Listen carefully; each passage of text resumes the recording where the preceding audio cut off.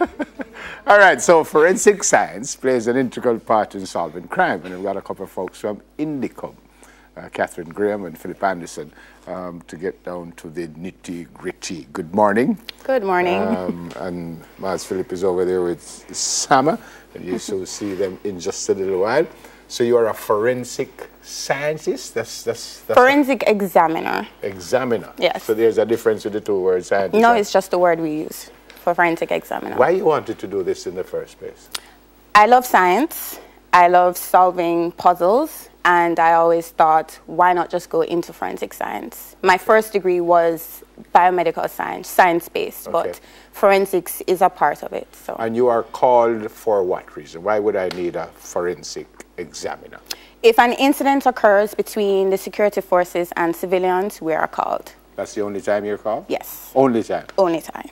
All right, an incident like what? Somebody gets shot? Somebody getting shot, you have somebody being beaten, allegedly beaten, and that's when all we right, respond. so I hate to say this, but all right, so then beat me, and you turn up.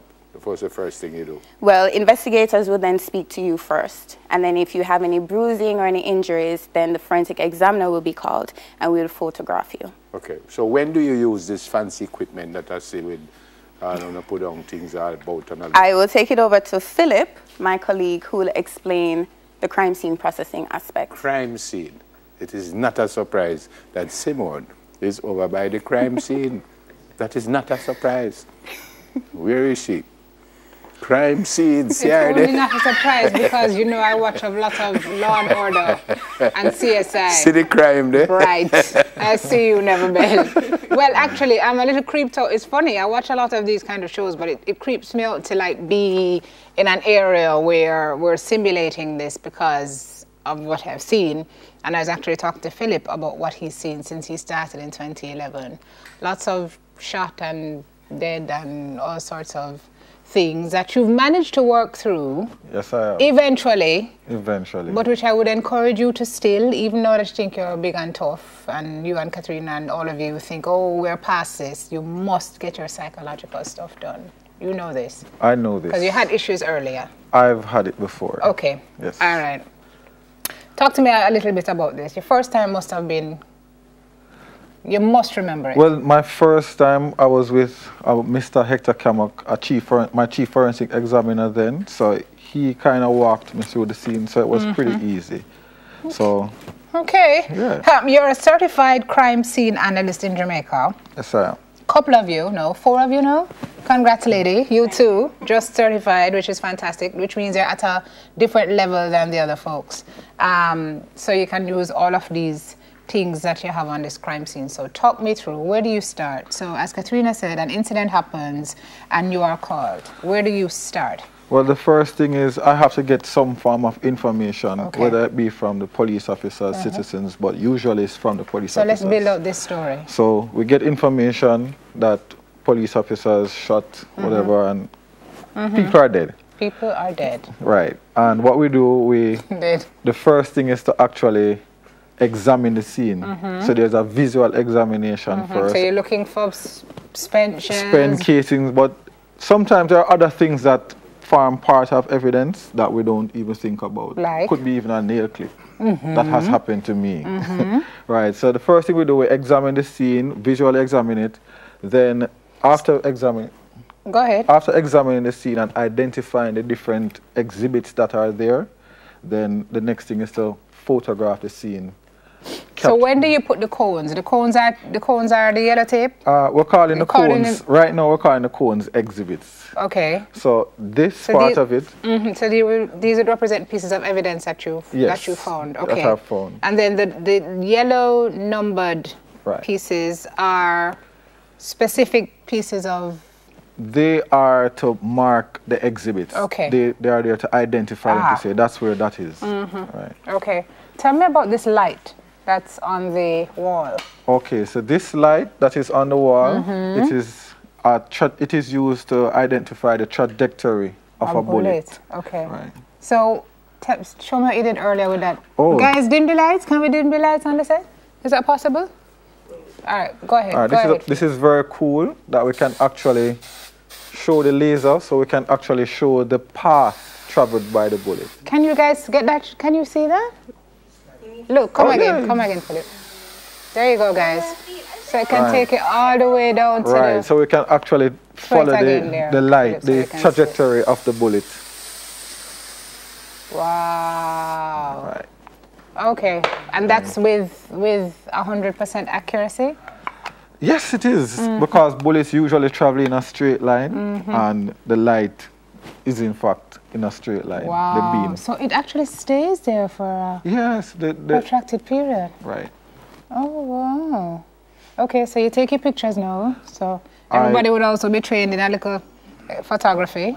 Right. So you know how, there's a right way and a wrong way to take pictures, eh? Yes, there's a right way to take the photographs. And in fact, for forensics examination, we actually want to take photographs where we can actually see the background, see everything as much as possible.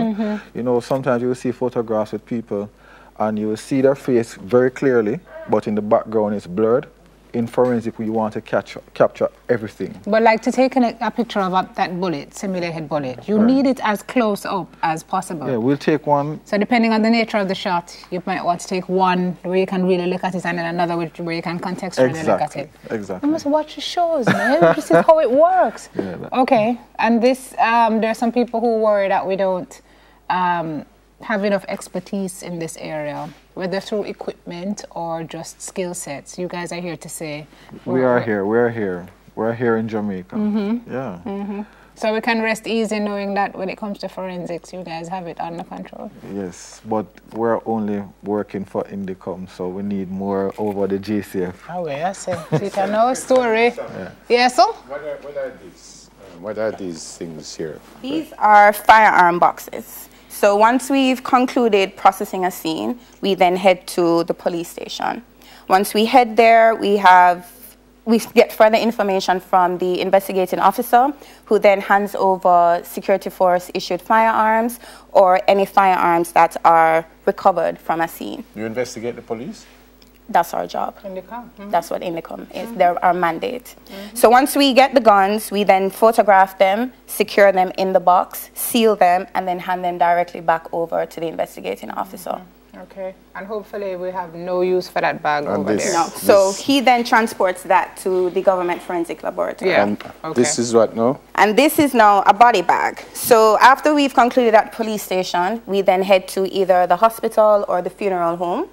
If the individual is pronounced dead, we then do further processing of the body, which would include taking further photographs of any injuries we see on the body, to also include gunshot residue swabs from the hands. Question: why you have this? Isn't it folks from the morgue who are the ones who part of our job to secure the body. That is part of our job, to secure the body, and then they hold it until a postmortem date is scheduled.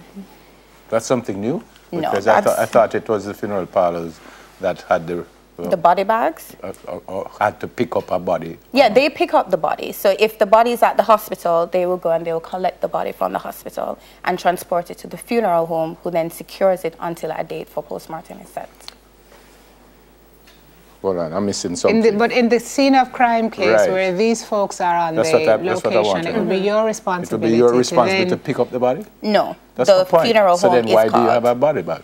Because we still have to secure the body. Right. We have to protect the body, and the whole body and any items found on the body, anything on the body needs to be secured.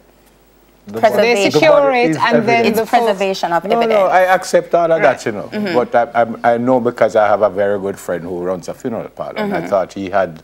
that would be different cases.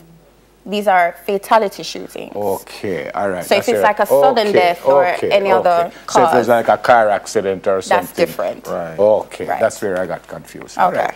Fantastic. Oh, brilliant work. It is. So our training has included crime scene processing, and we've had further training for the IAI, International Association for Identification. That's our certification. So you're an expert at this. That's what they say. So we're crime scene analysts. I'm an expert. Well, there you go.